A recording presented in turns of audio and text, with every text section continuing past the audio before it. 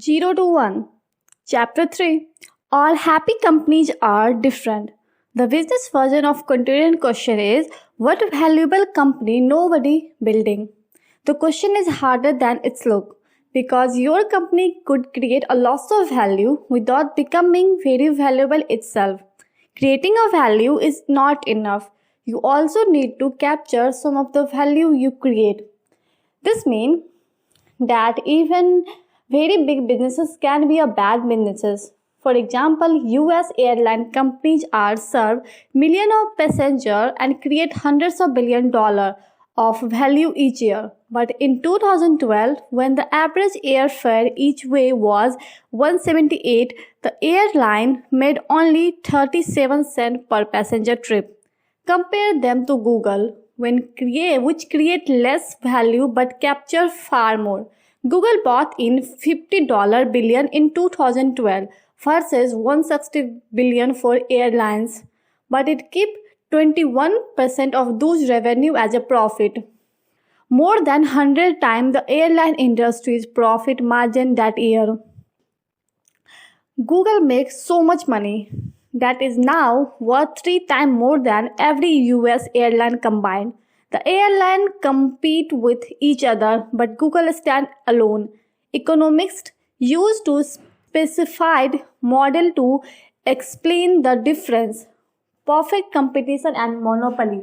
Perfect competition is considered both the ideal and the default state in Economist 101. So-called perfectly competitive market achieve equivalent when produce supply meets consumer demand. Every firm in competitive market is undifferentiated and sales at same homogeneous product. Since no firm has any market power, they must all sell at whatever price that market determine. If there is a money to be made, new firm will enter the market, increase supply, drive price down, and thereby eliminate the profit that attract them in the first place. If too many firms enter the market, they will suffer losses. Some will fold and price will rise back to sustainable level. Under the perfect competition in big long run, no company make an economic profit. The opposite of perfect competition is monopoly, whereas a competitive firm must sell at a market price. A monopoly owns its market, so it can set its own price. Since it has no competition, it's produced at the quality and a price. Combination the maximize its profit. To an economist, every monopoly looks the same, whether it eventually eliminates rival, secure a license from the state, or innovate its way to the top. In this book, we are not interested in illegal bullies or governmental favorites. By monopoly, we mean the kind of a company that's so good at what it does that no other firm can offer a close substituted. Google is a good example of a company that went from 0 to 1. It hasn't competed in search since the early 2000s when it differently distanced itself from Microsoft and Yahoo. Americans mythologize competition and credit it. It was saving us from socialist breadline. Actually, capitalism and competition are opposites. Capitalism is premised on the accumulation of capital, but under perfect competition, all profit get competed away. The lesson from an entrepreneur is clear. If you want to create and capture lasting value, don't build an undifferentiated commodity business.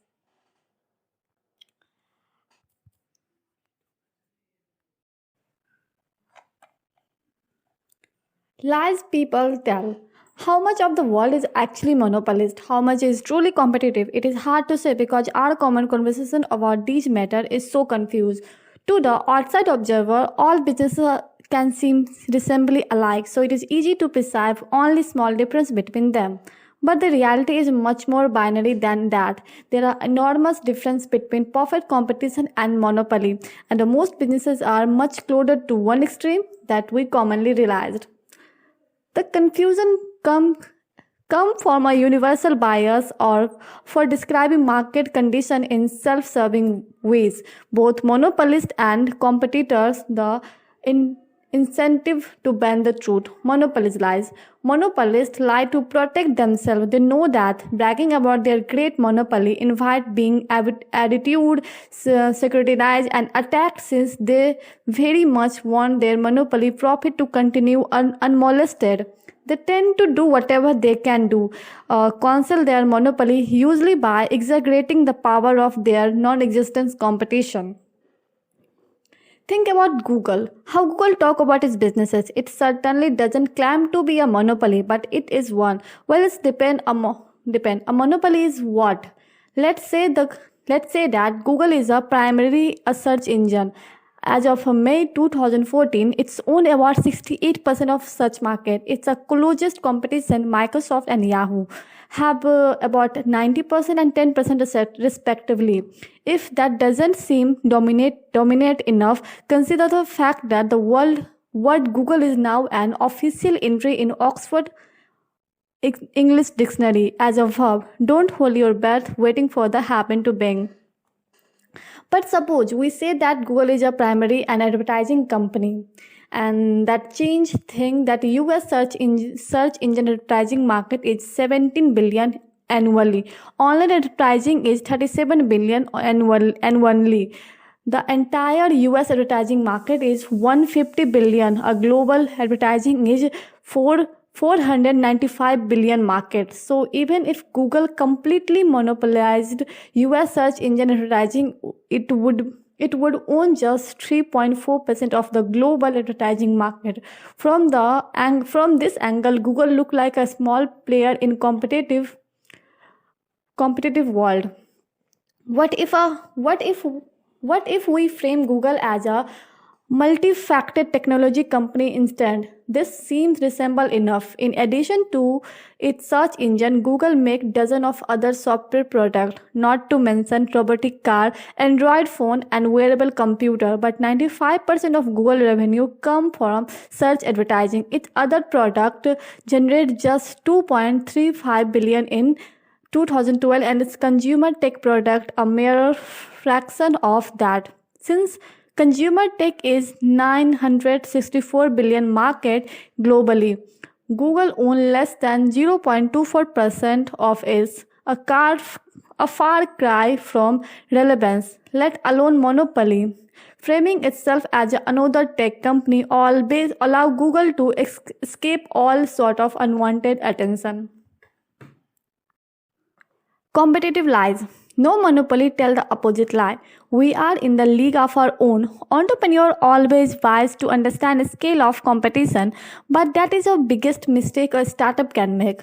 The fatal temptation is to describe your market extremely narrowly so that you dominate it by definition. Suppose you want to start a restaurant that serves British food in Palo Alto. No one else is doing it. You might reason we will own the entire market, but that's only true if the relevant market is the market for British food specifically.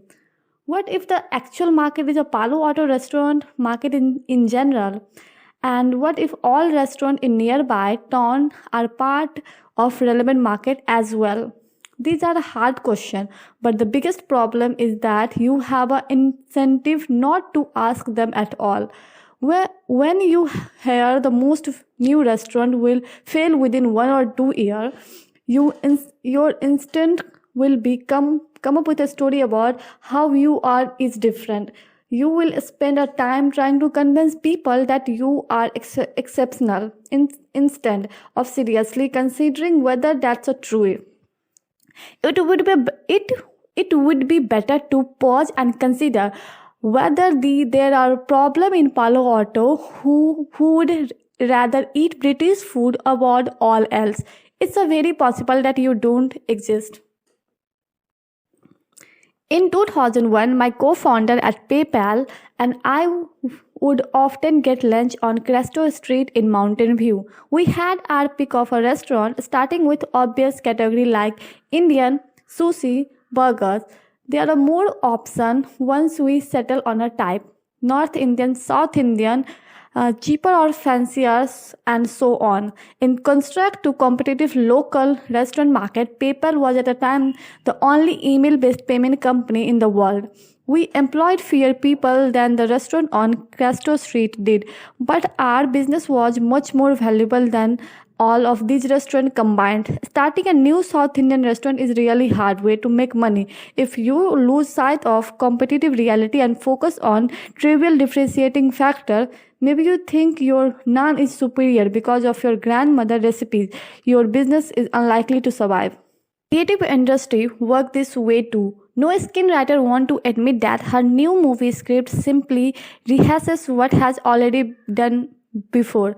Rather, the pitch is the film will combine various existing elements in entirely new way. It could even be true. Suppose her idea is to creative industry work this way too. No screenwriter want to admit that her new movie script simply rehashes what has already done been before. Rather, the pitch is the film will combine various existing elements in entirely new way.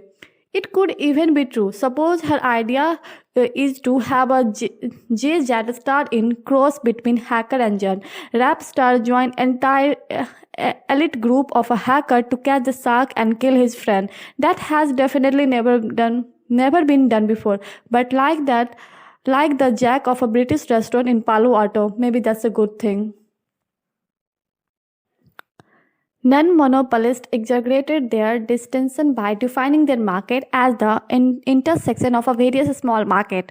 British food, restaurant, Palo Alto, rap star, hacker, shark.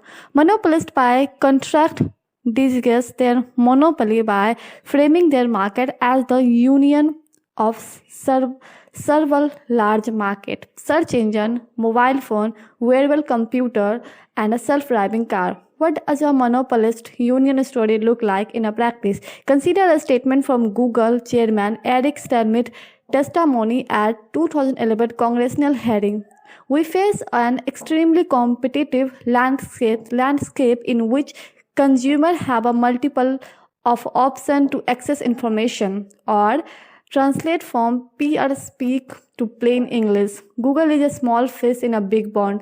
We could be a solved well at any time. We are not a monopoly that government is looking for.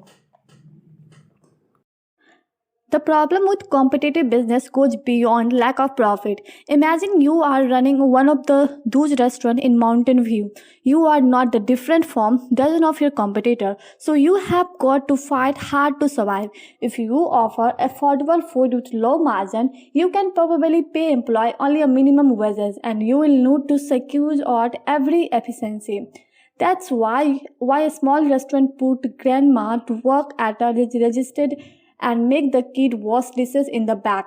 Restaurants aren't much better, even at the very highest rungs, where reviews and rating like messiness, star system enforce a culture of, for instance, competition that can drive chef crazy. French chef and winner of three Michelin star, Brandon Lucius, was quoted as saying, "If I lose a star, I will commit suicide."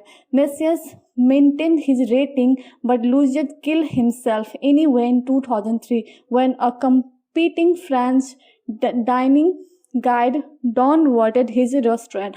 The competitive ecosystem pulls people to both ruthlessness or death. A monopoly like Google is different. Since it doesn't have to worry about competing with anyone, it has wider latitude to care about its worker, its product, and its impact on the wider world. Google's motto, "Don't be evil," in a part of a branding polo, but it's also a characteristic of a kind of a business that is successful enough to take ethics seriously without jeopardizing its own existence. In a business, money is either an important thing or it's everything. Monopolists can afford to think about things other than making money. Non-monopolists can't. In perfect competition, a business is so focused on today margin that it can't possibly plan for a long-term future. Only one thing can allow businesses to transcend the daily butter struggle for survival: monopolies' profit. Monopoly capitalism. So, a monopoly is good for everyone on the inside, but what about everyone on the outside? Do outside profit come at the expense of the rest of a society? Actually, yes. Profit come out of a customer wallets, and monopolies deserve their bad reputation, but only in the world where nothing changes. In a static world, monopolies is just a rent collector. If you conquer the market for something, you can jack up and price. Other will have no choice but to buy from you. Think of the famous board game. Deeds are shuffled around from player to player, but the board never changes. There is no way to win by inventing a better kind of real estate development. The relative value of properties are fixed for all time, so you can do this to try to buy them up. But the world we live in is dynamic. It's possible to invent new and better things. Creative monopolists give customers more choice by adding entirely new categories of evidence to the world. Creative monopolists aren't just good for the rest of society, they are powerful engines to make it better. Even the government know this. That's why one of the department work hard to create monopolies by greeting parents to new innovation, even though another part hunts them down by prosecuting antitrust cases. It's possible to question whether anyone should really be awarded a legally enforceable monopoly simply for having been the first to think for something like a mobile software design. But it's clear that something like Apple monopoly profit from designing, producing and marketing the iPhone were the rewarded for creating greater evidence, not as artificial security. Customers were happy to finally have the choice of paying high price to get smartphone that actually work. The dimension of new monopolies itself explain why old monopolies don't tangle in innovation. With Apple iOS at the forefront, the reach of a mobile computing has dramatically reduced. Microsoft decade-long operating system dominate. The dimension of new monopolies itself explain why old monopolies don't strangle innovation. With Apple iOS, the forefront and range of mobile computing has dramatically reduced Microsoft decade-long operating system dominance. Before that, IBM's hardware monopolies of the 60 and 70 was overtaken by Microsoft software monopoly. AT&T had a monopoly on telephone service for most of the 20th century. But now anyone can get a cheap cell phone plan from any number of provider. It is a tendency of a monopoly business where to hold back progress. They would be dangerous and we did be right to oppose them. But the history of progress is history of a better monopoly business replacing incumbents. Monopolies drive progresses because the promises of the year event decade of a monopoly profit provide a powerful incentive to innovation. Then monopolies can keep innovating because profit enable them to make the long-term plan to finance the ambitious research project that firm locked in competition can't dream of. So why are economists obsessed with competition as the ideal state? It's a relic of history. Economists copies their mathematics from the work of 19th century physicists. They are see individual and businesses are entangled atom as inchargeable atoms, not as a unique creator. Their theory or describe an equilibrium state of a perfect competition because that's easy to model, not because it represents the best of the business, but is the worth recalling that the long run equilibrium predicted by 19th century physics was state in which all energy is evenly distributed and everything come to also known as the heat death of the universe. Whether your view on thermodynamic, it's a powerful metaphor. In the business equivalents mean statics and statics mean death. If you're interested in the competitive equilibrium, the death of your business won't matter to the world. Some other undifferentiated competitor will always ready to take your place. Perfect equivalent may describe the wide is most of the universe. It may even characterize many businesses, but every new creation take place for equilibrium. In the real world, outside economy theory, every business is successful exactly to the extent that it does something other cannot. Monopoly is therefore not a pathology or an exception. Monopoly is a condition of every successful business. Tolstoy opens Anna Karenina by observing, all happy families are alike. Each unhappy family is unhappy in its own way. Businesses is opposites. All happy companies are different. Each one earn monopoly by solving a unique problem. All failed companies are same. They fail to escape competition.